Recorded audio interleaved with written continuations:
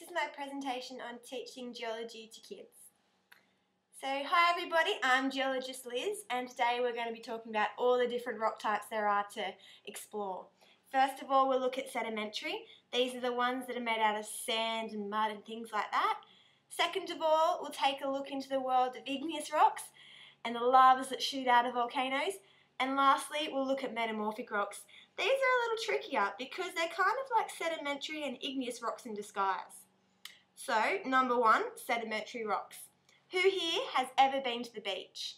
Well, you've seen sedimentary rocks in action because sedimentary rocks are made from things like sand, mud and silt.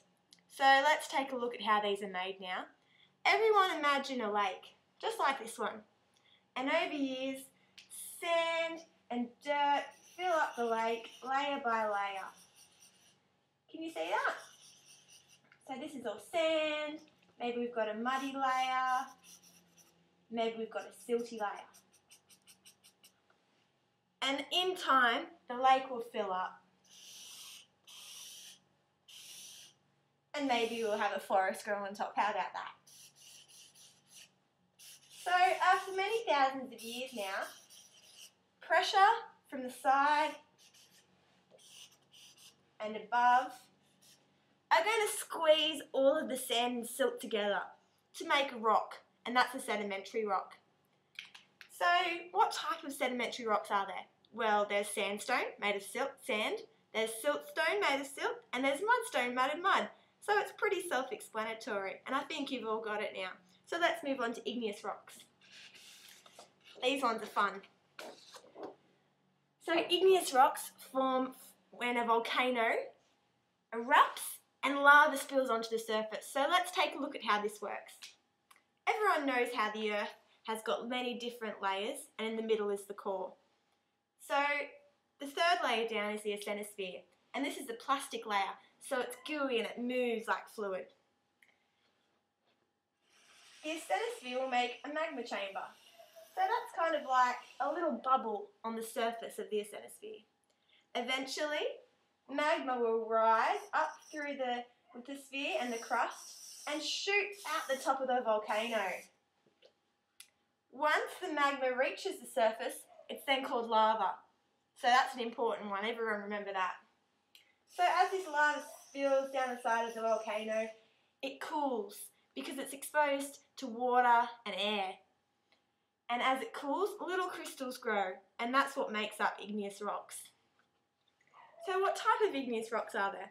Well, there's things called gneiss, and there's things called granites, and lots of different things that are made up of little crystals. So let's move on to metamorphic rocks now. And remember, these were the tricky ones?